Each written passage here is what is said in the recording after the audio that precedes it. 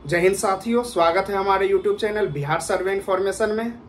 तो अगर आप बिहार के वासी हैं और आपने अगर ANM का कोर्स किया हुआ है और आप स्वास्थ्य विभाग में नौकरी करना चाह रहे हैं तो आपके लिए एक अच्छी खबर है। राज्य स्वास्थ्य विभाग में ANM के पद के लिए जो नोटिफिकेशन है वो जारी कर दिया गया है। इसमें जो आपका सीट रहने वाला है वो आपका ANM का जो है HSC, इसमें आपका 4197 सीट रहने वाला है और जो ANM का RBSK है उसमें आपका 510 सीट रहने वाला है। उसी प्रकार से बात करते हैं ANM NUHM का, तो इसका जो आपका 299 सीट रहने वाला है। कुल मिलाकर 3 पोस्ट में आपका वैकेंसी निकला है, जिसमें आपका कुल जो टोटल पोस्ट है वो 5006 पोस्ट पे है। तो इसमें क्या आपका सिलेक्शन प्रोसेस रहने वाला है, क्या इसमें एग्जाम बेसिस है, क्या ये परमानेंट है या कॉन्ट्रेक्चुअल जॉब है, इसमें जो एक्सपीरियंस है उसका वेटेज दिया जाएगा या नहीं दिया जाएगा। तो ये तमाम जो नोटिफिकेशन में आया है फुल नोटिफिकेशन हम आपको इस वीडियो में बताएंगे, तो लास्ट तक बने रहें। चलिए हम वीडियो स्टार्ट करते हैं। तो ये हमारा नोटिफिकेशन, इसका विस्तृत जो निर्देश है, विज्ञापन संख्या जो आपका है 8/2025 है। ये आपका राष्ट्रीय स्वास्थ्य मिशन HNM के तहत जो है राष्ट्रीय बाल स्वास्थ्य कार्यक्रम के अधीन जो है प्राथमिक स्वास्थ्य केंद्र, अतिरिक्त प्राथमिक स्वास्थ्य केंद्र, राष्ट्रीय शहरी स्वास्थ्य केंद्र के अधीन शहरी प्राथमिक स्वास्थ्य केंद्र एवं राज्य के सभी स्वास्थ्य उपकेंद्रों में जनमानस को उपलब्ध कराई जा रही स्वास्थ्य सुविधाओं को सुदृढ़ एवं सफल हेतु ANM के संविदागत रिक्त पदों पर, मतलब यहाँ पे साफ साफ लिखा हुआ है कि ये जो जॉब आपका होने वाला है वो पूर्णतः जो है संविदागत है, मतलब एक कॉन्ट्रेक्चुअल जॉब है, ये आपका परमानेंट जॉब नहीं है। उसके बाद है जो इसमें आपका सैलरी दिए होगा एक मुश्त मानदेय 15,000 रुपये प्रति माह, मतलब आपको इसमें EF ये सब जो सरकार के द्वारा अंशदान दिया जाता है ये सब आपको नहीं दिया जाएगा। इसमें सिर्फ आपको एक मुश्त जो है आपको 15,000 रुपये प्रति माह जो है आपको दिया जाएगा। नियोजन हेतु सुयोग्य अभ्यर्थियों से ऑनलाइन आवेदन आमंत्रित किए जाते हैं, मतलब इसमें जो है आपका ऑनलाइन जो है आवेदन करना होगा। तो इसमें जो पद रहने वाला है, जो पद नाम है ANM, पोस्ट में है HSC जो है आपका ये है, इसमें आपका 4100 जो है 97 सीट रहने वाला है। उसी प्रकार से जो आपका ANM का RBSK है, इसमें जो आपका सीट रहने वाला है वो 510। तो ये जो आपका HSC लिखा हुआ है ये ऊपर में इसके बारे में लिख दिया हुआ है, और जो RBSK लिखा हुआ है इसका जो आपका फुल फॉर्म है यहाँ पे भी लिख दिया हुआ है कि राष्ट्रीय बाल स्वास्थ्य कार्यक्रम। और उसके बाद NUHM जो लिखा हुआ है इसमें है आपका राष्ट्रीय शहरी स्वास्थ्य कार्यक्रम, मतलब जब सबका जो है ऊपर में फुल फॉर्म का जो है हिंदी में लिखा हुआ है। उसके बाद बात करते हैं जो दूसरा है ANM का, वो आपका 510 सीट रहने वाला है। तीसरा जो ANM का है वो आपका 299, मतलब कुल जो है ANM का ही पोस्ट रहने वाला है, बट उसका जो लोकेशन है उसके हिसाब से पोस्ट में पदनाम अलग अलग दिया गया है। तो इसमें जो आपका टोटल पोस्ट रखा गया है वो 5006 जो है आपका टोटल पोस्ट रखा हुआ है। इसमें है कि अनिवार्य शैक्षणिक योग्यता जो है आपका क्या होना चाहिए, तो इसमें है डिप्लोमा, मतलब आपका 2 साल का जो होता है ANM का कोर्स वो फुल टाइम जो है वो आपका होना चाहिए।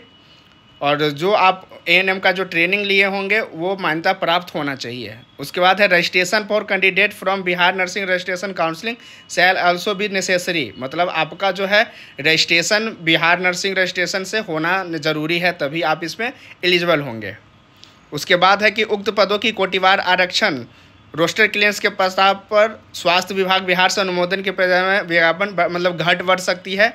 ये हर एक वैकेंसी में होता है, ज़्यादातर केस में होता है कि आपका वैकेंसी बढ़ता है या तो जितना आया हुआ है उतना ही रहता है। इसमें जो आपका आयु है वो आपका जो 1 अगस्त 2025 को जो है आपका आयु का है उसका गणना होगा।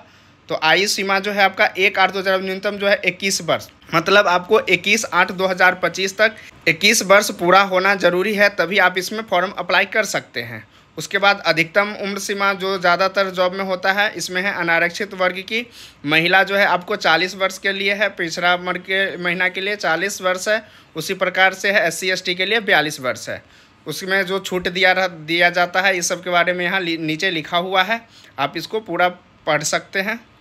इच्छुक अभ्यर्थी राज्य स्वास्थ्य समिति बिहार के अधिक वेबसाइट जो है आपका https://shs.bihar.gov.in जो है आपका, इस पे जाके आप अप्लाई कर सकते हैं, या ये जो प्रकाशित है ये आप देख सकते हैं।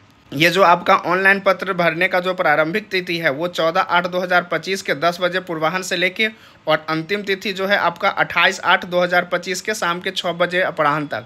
तो आप कभी भी लेट का या मतलब लास्ट डेट का इंतज़ार नहीं करना है, आपको 28/8 से पहले जो है इसको फॉर्म अप्लाई कर देना है।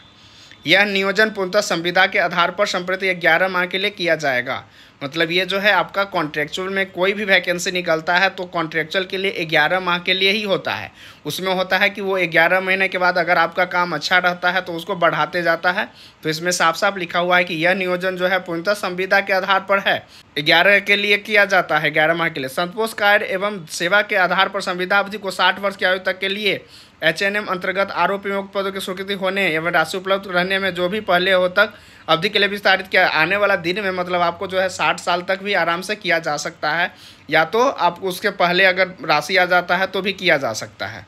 संविदा के आधार पर नियोजित व्यक्ति सरकारी सेवक नहीं माने जाएंगे। मतलब जब तक आप संविदा पे हैं तो आपको सरकारी कर्मचारी नहीं माना जाता। जैसे जो सरकारी कर्मचारी होते हैं जिनको वो भत्ता दिया जाता है, सब चीज़ जो दिया जाता है वो आपको नहीं दिया जाएगा। इसीलिए है कि आपको सरकारी सेवक नहीं माने जाएंगे। संविदा के आधार पर नियोजन के बाद सरकारी सेवा में नियमितीकरण का उनका कोई भी दावा मान्य नहीं होगा। उसके बाद है रिक्ति के आधार पर सेवा हेतु जिला एवं कार्यक्रम स्वास्थ्य संस्थान के आवंटन का अंतिम निर्णय पूर्णतः राज्य स्वास्थ्य समिति बिहार का होगा। इस संबंध में किसी प्रकार के अनुरोध पर विचार नहीं किया जाएगा। आरक्षण जो है इसमें लिखा हुआ है कि आरक्षण किस किस को मिलेगा। इसमें बिहार राज्य में वर्तमान में लागू प्रचलित आरक्षण नियमों एवं तदनुसार राज्य सरकार के सक्षम स्तर से निर्गत प्रमाण पत्र के आधार पर ही आरक्षण का लाभ देय होगा। मतलब जो भी वैकेंसी में बिहार सरकार की तरफ से जो आरक्षण दिया जाता है जिस जिस कैटेगरी को, उसी प्रकार का आरक्षण इसमें भी लागू होगा। उसके बाद है कि आरक्षण का लाभ उन्हीं उम्मीदवारों को अनुमान होगा जिनके स्थायी निवासी बिहार राज्य में है। मतलब जो बिहार राज्य के निवासी होंगे उन्हीं को जो है आरक्षण दिया जाएगा। अर्थात जो बिहार राज्य के मूल निवासी है, बिहार राज्य के बाहर के निवासी अभ्यर्थियों को आरक्षण का लाभ नहीं मिलेगा। मतलब जो बिहार के बाहर के आदमी हैं, जो बिहार के बाहर के कैंडिडेट होंगे जो अप्लाई करेंगे, उनको जो है जनरल से ट्रीट किया जाएगा, उनको आरक्षण दे नहीं होगा। उसके बाद इसमें है कि 35% जो 36 आरक्षण है वो बिहार के महिला जो है उनको वो डोमिसाइल नीति के तहत इसमें दिया जाएगा। उसके बाद ऑनलाइन आवेदन पत्र में इंगित कॉलम आरक्षण का दावा नहीं करने पर, अगर आप मान के चलिए SC ST या आरक्षित श्रेणी से हैं और आप अगर टिक नहीं करते हैं तो आपको जनरल ट्रीट किया जाएगा। तो जब भी आप अगर फॉर्म अप्लाई करते हैं और आपको आरक्षण चाहिए तो उसमें टिक करना ज़रूरी है। फिर बात करते हैं आगे, आपका जाति प्रमाण पत्र, आवासीय, ये सब जो है वो आपको ज़रूरी है। इसमें अगर आप OBC है तो उसमें आपको जो है बिहार सरकार से जो NCL मिलता है वो प्रमाण पत्र इसमें ज़रूरी है, तभी आपको NCL का लाभ मिल सकेगा। उसके बाद है कि उपयुक्त आरक्षण संबंधी सभी प्रमाण पत्र मूल रूप से राज्य स्वास्थ्य समिति बिहार के समक्ष प्रमाण पत्र सत्यापन के समय प्रस्तुत नहीं करने पर आरक्षण का लाभ नहीं। मतलब अभी आप अप्लाई कर दे रहे हैं और आप अगर डॉक्यूमेंट्स अपलोड कर दिए हैं, बट जब आपका सिलेक्शन होगा, जब आपका डॉक्यूमेंट्स वेरिफिकेशन होगा, उस समय ओरिजिनल जो है आपको वहाँ पे उपस्थित करना होगा, तभी आपको आरक्षण का लाभ दे होगा। अब होता है कि इसमें आवेदन शुल्क जो है वो कितना लगेगा। तो इसमें है कि सामान्य वर्ग, पिछड़ा वर्ग, अत्यंत पिछड़ा वर्ग, आर्थिक रूप से कमजोर वर्ग के जो पुरुष होंगे उनको 500 रुपये देना होगा। उसके बाद अनुसूचित जाति बिहार राज्य के अस्थायी निवासी को 125 रुपया है। आरक्षित महिला जो है उनको 125 रुपया है। राज्य के बाहर में जो चाहे वो किसी भी वर्ग के हो उनको 500 रुपया लगेगा। और दिव्यांग अभ्यर्थी जो है उनको जो है 125 रुपया लगेगा। बट वही है दिव्यांगता जो है उनको 40% या उससे अधिक हो के लिए तभी आपको 125 रुपया पे करना होगा। इसमें है कि चयन का जो आधार है वो आपका किस बेस पे किया जाएगा। इसमें है कि अभ्यर्थियों का चयन कोटिवार रिक्ति के अनुसार कंप्यूटर बेस्ड टेस्ट मतलब CBT जो है वो आपका एग्ज़ाम होगा और उसमें कार्य अनुभव जो आपका वेटेज है वो उसके आधार पे मेघा सूची का निर्माण किया जाएगा। इसमें जो है आपका लिखित परीक्षा जो होगा वो उसमें आपका 80 अंक मिलेगा और उसी के बाद से जो एक्सपीरियंस है उनमें आपको 20 अंक टोटल मतलब 100 अंक का होगा, जिसमें आपको 80 अंक जो है एग्ज़ाम के लिए होगा और 20 अंक जो है आपका एक्सपीरियंस के लिए दिया जाएगा। तो बात करते हैं कि अभ्यर्थी द्वारा CBT प्रतियोगिता परीक्षा के प्राप्तांक प्रतिशत को 0.8 से गुना करके निर्धारित किया जाएगा। मतलब अगर आपका उदाहरण इसमें दिया गया है कि जितना का एग्ज़ाम होगा उसमें अगर आपका 50% अंक आता है तो उस 50% को 0.8 के हिसाब से आपको 40 अंक दिया जाएगा। मतलब अगर 100 अंक का एग्ज़ाम होता है उसमें अगर आप 50% या 40% या 60% करते हैं तो उसमें जितना परसेंटेज आपका आएगा उसमें 0.8 से गुना करने के बाद आपका जितना अंक आएगा वो आपका एग्ज़ाम के लिए दिया जाएगा। इसमें है कि कोरोना वायरस के रोकथाम एवं नियंत्रण हेतु आकस्मिक एवं अस्थायी व्यवस्था के तहत पूर्णतः प्रबंधित रूप से रखे गए एएनएम, मतलब जब कोरोना वायरस आया था उस समय अगर आपके द्वारा इसमें काम किया गया है तो उसमें आपको जो है 5 अंक जो प्रतिवर्ष के हिसाब से दिया जाएगा और अधिकतम अंक जो है आपको 20 अंक मतलब 4 वर्ष के लिए आपको दे दिया जाएगा। अगर मान के चलिए कुछ कार्य दिवस में अगर किए हुए हैं तो उसमें है कि कार्य दिवस की गुना 0.5 से गुना करने के पश्चात 365 से भाग देकर प्राप्त अनुपातिक अंक जोड़ा जाएगा और कुल अंक जो आपका हो गया वो 20 अंक ये वेटेज का हो गया और 80 जो अंक है वो आपका कुल अंक जो है आपका वो 100 अंक हो जाएगा। इसमें है कि प्रतियोगिता परीक्षा का प्रश्न पत्र हिंदी एवं अंग्रेजी भाषा दोनों लैंग्वेज में आएगा। कुल जो है 60 अंकों का होगा जिसमें बहुकल्पिक वस्तुनिष्ठ प्रकृति के कुल 60 प्रश्न होंगे तथा प्रत्येक प्रश्न 1 अंक का होगा।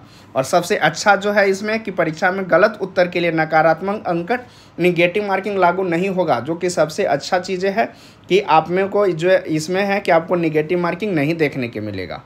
उसके बाद है कि परीक्षा का पाठ्यक्रम राज्य स्वास्थ्य समिति बिहार के अधिकृत वेबसाइट पर अलग से प्रकाशित किया, मतलब इसका जो सिलेबस है वो आपको अलग से इसका दिया जाएगा कि किस मतलब सब्जेक्ट से जो है कितना प्रश्न आएगा और क्या क्या आपको इसमें देखने को मिलेगा।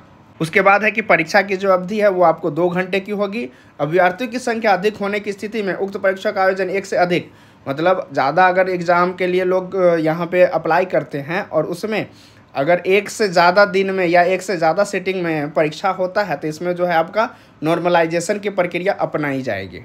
उसके बाद है कि सीबीटी में उत्तीर्ण अभ्यर्थियों को कोटिवार रिक्ति के अनुसार मेघा क्रम में अधिकतम 1:2.5 के अनुपात में प्रमाण पत्र सत्यापन, मतलब जो डॉक्यूमेंट्स वेरिफिकेशन के लिए दिया जाएगा उसमें होगा कि जितना सीट है उसका 2.5 गुना कैंडिडेट को जो है वो बुलाया जाएगा।